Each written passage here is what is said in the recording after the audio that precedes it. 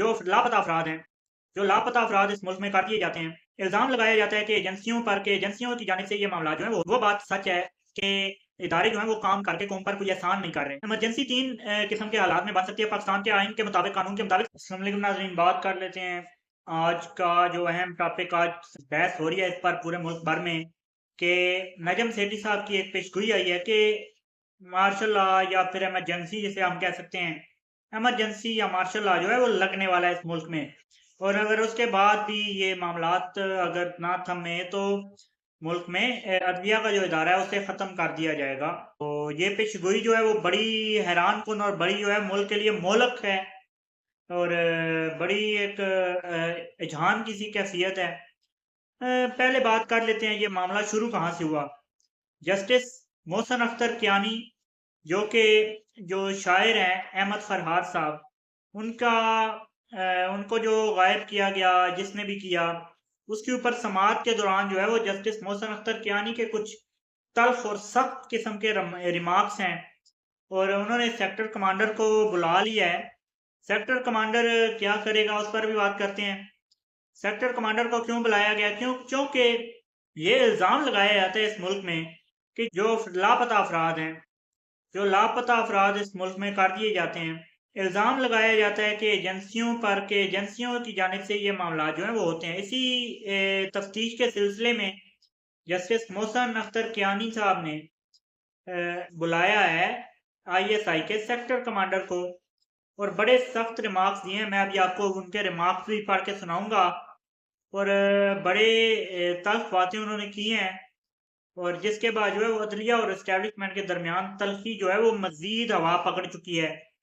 मजीद जो है वो ये मामला जो है वो आग पकड़ चुका है, और इस मामले में मजीद जो है वो चिंगारियां भड़क उठी हैं।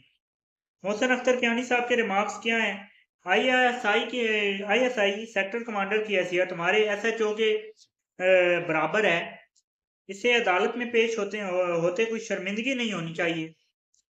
अब एजेंसियां छुप कर नहीं रहेंगी, सामने होंगी। ये इदारे काम करके कौम पर एहसान नहीं कर रहे।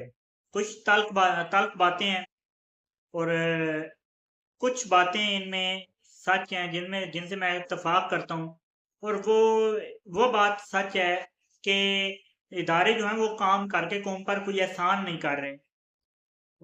इसके अलावा जो है वो अदालत में पेश होने से शर्मिंदगी भी नहीं होनी चाहिए किसी को। इस बात से भी मुकम्मल इत्तेफाक है मेरा। बाकी जो है वो अदालत की कार्रवाई चल रही है, और अदालत जो है वो अपनी कार्रवाई को बड़ी सख्ती और बड़ी तेजी के साथ जो आगे बढ़ा रही है।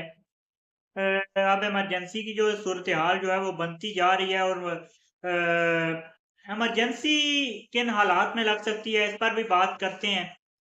इमरजेंसी 3 किस्म के हालात में बन सकती है पाकिस्तान के आइन के मुताबिक, कानून के मुताबिक। सदर जो है वो आयद कर सकता है इमरजेंसी। किन हालात में आयद कर सकता है? खुदा न खास्ता बाहर से कोई जंग छिड़ जाए, खुदा न खास्ता इस वक्त ऐसा कोई मामला नहीं है इस मुल्क में, और ना ही होना चाहिए, और ना ही हम दुआ करते हैं कि ना कभी हो। दूसरी एक वजह है जंग छिड़ने, जंग की ही है वो वजह, लेकिन वो बैरूनी जंग नहीं, वो बल्कि है वो अंदरूनी जंग है, जिसके बाद जो है वो इमरजेंसी नाफिज हो सकती है मुल्क के अंदर। खाना जंगी की सूरत हाल, या मुल्क के अंदर कोई ऐसी सूरत हाल, जैसा जैसा कि दहशत गर्दी का मामला था पीछे, रोज खुदकुश धमाके होते थे, और सैकड़ों पाकिस्तानी मौत की वादी में जा सोते थे। वो दौर था, उस दौर में इमरजेंसी नहीं लगी। तीसरा जो है वो इमरजेंसी लग सकती है मुआशी हालात।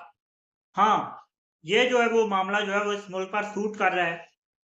माशी तौर पे ये मुल्क जो है वो दिवालिया होने के करीब पहुंच चुका है, और दिवालिया जो है वो अब इस मुल्क का निकलने में ज्यादा देर नहीं है महसूस हो रहा।